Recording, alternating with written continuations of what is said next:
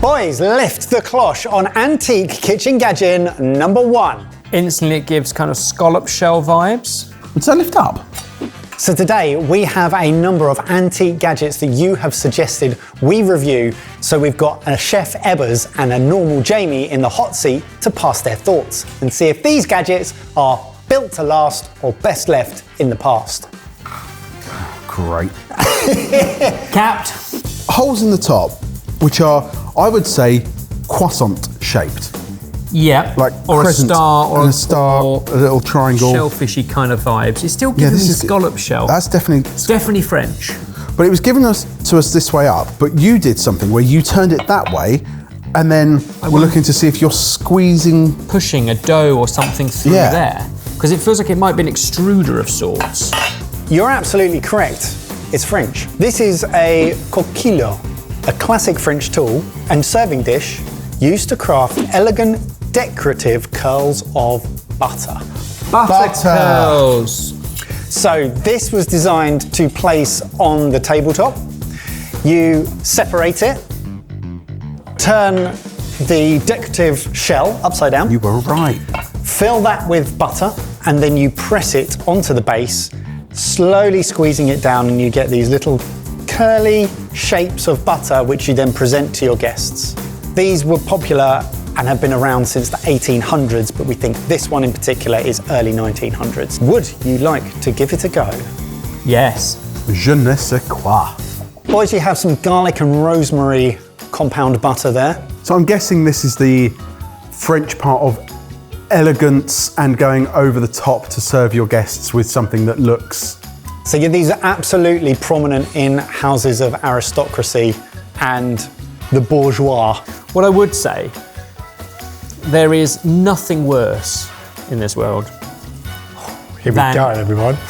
a block of butter on the table with your bread at the start of a meal, table bread, and it's so hard that you can't scrape it. That's why a butter knife, whilst not sharp, has teeth, so you can curl and scratch away at it. I like the idea of this because it's going to do that scratching for you, so you then just go in and just look very, very dainty on your bread, job done. Here goes.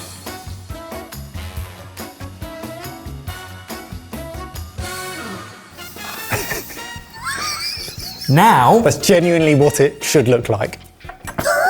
It's absolutely ridiculous. And I have some delicious cheese crumpets to go with your compound rosemary and garlic butter. no, this is already soft room temperature butter, but it's still not as nice an experience as going into something that's been curled for you. Because now you've got, yeah, I mean, it just makes sense. This is such a posh person thing. This is. Jamie can't compute this. When you have people round to your house, Jay, Yeah. do you want them to leave having been impressed? This is just a slightly different avenue to a very wealthy group of people in order to provide that experience for their guests. Back in the early 1900s, these would be made of silver, again, another status symbol metal. Due to their popularity, these are very highly collectible today. It's great. It works, it does its job. It's just a job we don't need anymore because very few of us have help around the house. I can 100% see why it's a status symbol type of thing. But that's also why I like the fact that it's shaped like a silver scallop shell. Well, because that's also a sign of sort of shellfish and elegance and sophistication. and the French word coquille translates to shell. So knowing that these are in huge demand, and soon to be even more demand in the Spafford household, how much do you think that we paid for at auction? I reckon that's probably £36. 25. £90.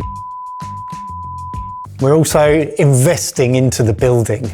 It's an investment. Gonna add it to the museum library. And add it to the library. So boys, the coquille butter curler from 1920s France, built to last or best left in the past. Best left in the past. There is no place for that now. I know it works, but there's no reason for it. Sadly, I think I agree. Because I would love it if things like this still had a place, but they just don't. Would you like a second? Yes. Boys, antique gadget number 2 is under the cloche. Your turn. What is it? Feels like it goes in the neck of a bottle Yeah, or a flask. I mean, it also looks like it could be like a apple corer type thing. And then you pour out the juice of a... An orange? This is the Wonder Metal Juice Extractor. Well done you. Look at that. So this is a historical device designed for manual juice extraction by screwing into the fruit, most commonly oranges and lemons, and then massaging it to release the juice before pouring it out. I have seen really cheap plastic versions of these, and they always sell them at kind of food shows, and it's just like the infinite amount of juice that comes out of these things is insane. It obviously stems from somewhere. It's not new. So it stems from the 1930s, and it's a British-made product. There was a similar American one around the same time called the Juice-Tractor. And this method was particularly prominent in the mid-20th century as a convenient hand-powered alternative to electric juicers. Many people say that this method and the hand juicing extraction is better because less bitter flavours are released from the pith. Would you like to give it a go? Yes, please. I'd like a navel. I don't know what that means. A navel orange. Lovely. And you do simply just Yep. Massage, Squeeze. massage, pour. rub, rub, rub, pour, pour, pour. But this way, you go in here and you cut through the core and all the, or here, you'll only really cut through 2 segments. So I think, or maybe at an angle. We've got a number of oranges. That's what you're here to do. I'm going to commit.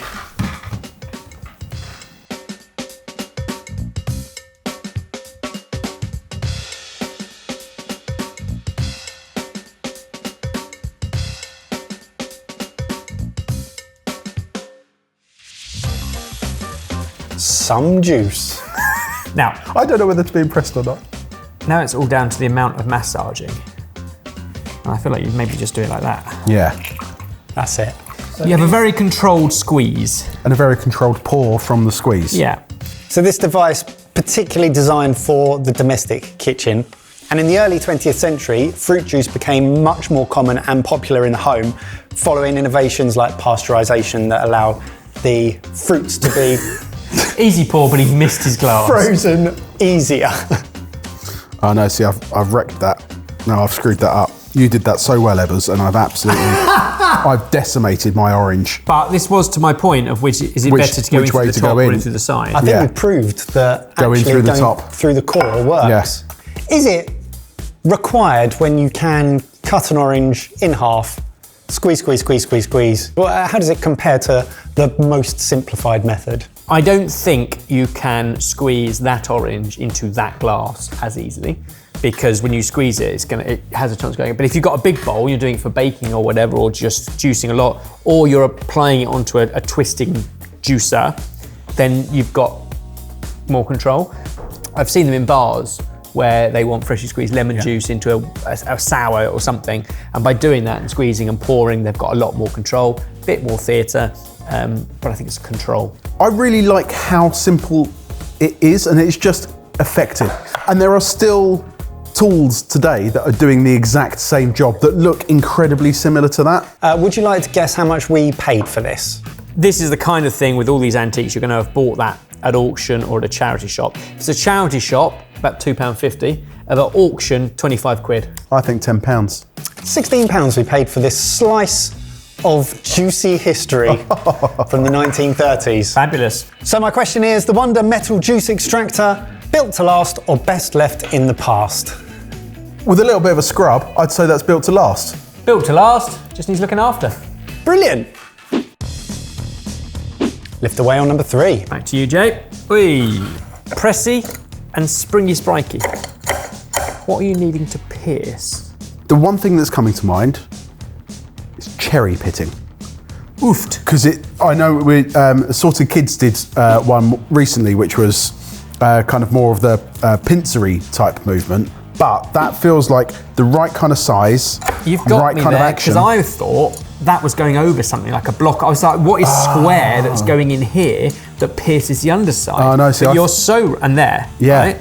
That's what I thought, but you're so right. That is probably an olive or a cherry pizza. You're putting it there. Yeah, well done, Jay. This is the cherry pitter.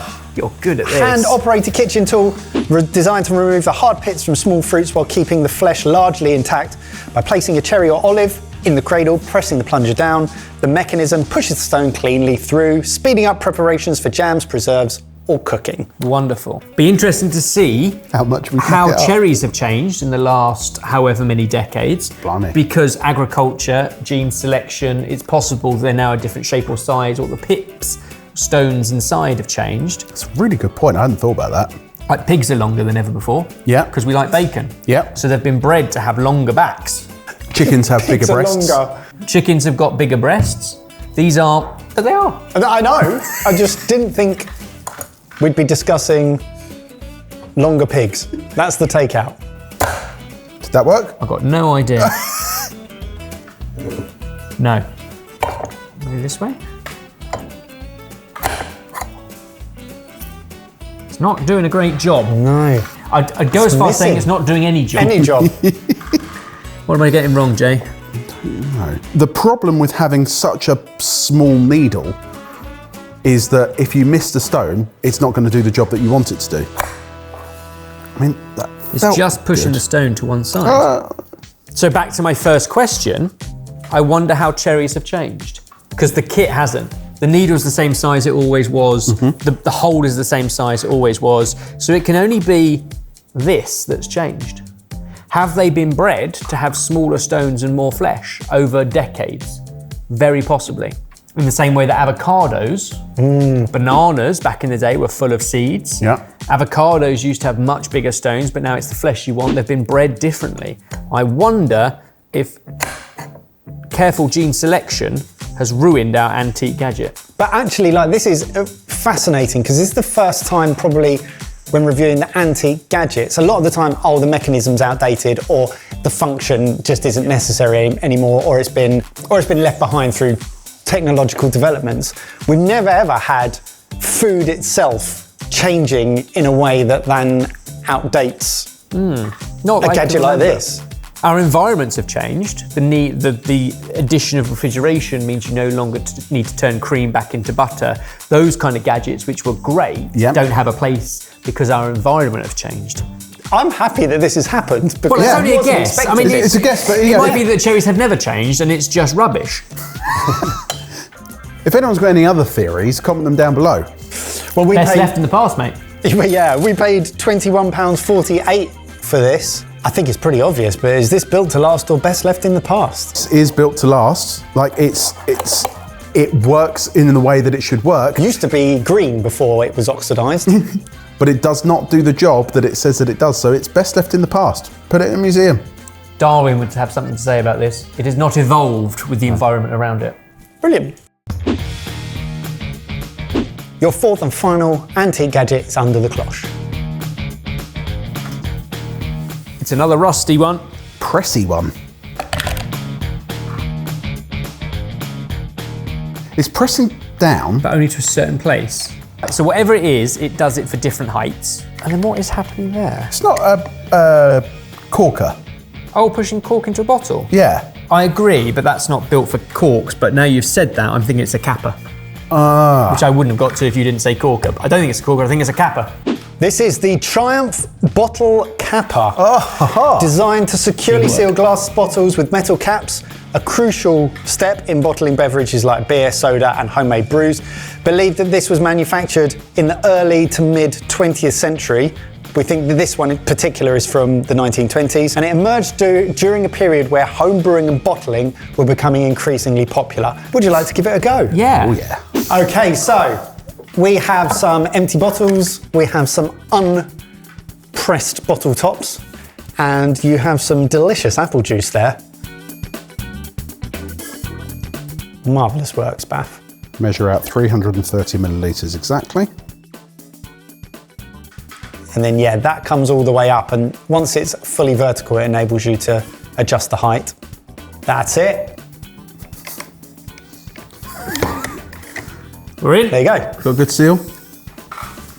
Great. Capped. Now you've got the height right, it'll be much easier and the confidence. What I didn't want to do is push too much pressure on a glass bottle. But I think we've nailed it. Your weights and measures act hasn't kicked in yet, has it, Jay? You got any more of that fine British apple juice anywhere? I've got some freshly squeezed orange juice if you want Lovely, some. let's go an apple and orange mix. There are versions from this period of time which were workbench mounted, and this particular one, as we can see, fits a variety of bottle sizes, this one up to 13 inches. The crown bottle cap, so with that perforated edge, was actually invented beforehand, leading to these types of devices needing to be invented. I presume bottle caps come in slightly different sizes. I feel like we would want a size smaller for this. But once we did it, it kept getting caught in the top, unless that's the plan. Before the crown cap, it was just simple bottle corks used. And before these types of devices were invented, it was just simple tools like pliers to clamp the bottle caps shut. And now it's all automated, right? Yeah, all factory automated.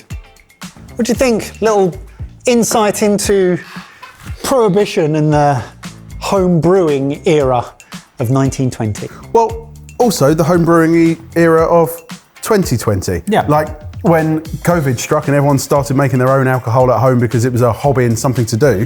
I feel like this kind of device would have come back in that time as well. Like you did some home brew. Yeah, but not even just brewing. I mean, like we say, freshly squeezed juices from orchards. You could do vinegareers and stuff, and then keep it right through the winter. Anything you want to put in a bottle and sell. We paid £17.92 for this particular device. And I suppose it's only any good if it also opens afterwards. Yep. A valid point. I mean, of course it does. But I'd actually never considered that that's what the bottle caps are. That they are much wider and open. Yeah. You need something, pliers would also work, To crimp them. to crimp it around the top, because you cannot do that by hand. The Triumph bottle capper, is it built to last or best left in the past? There will be plenty more ways to do it using technology now. However, that is built to last. And unlike cherries, bottle caps haven't changed. Thank you to everyone who suggested we review these particular antique gadgets. If you see any more, make sure you send them over to us and we'll review them for next time. And also, if you enjoyed it and would like to see more of these, please give the video a like. The longer we do these, are we going to start finding antique gadgets That we are used as kids. Yeah, a scary thought, isn't it?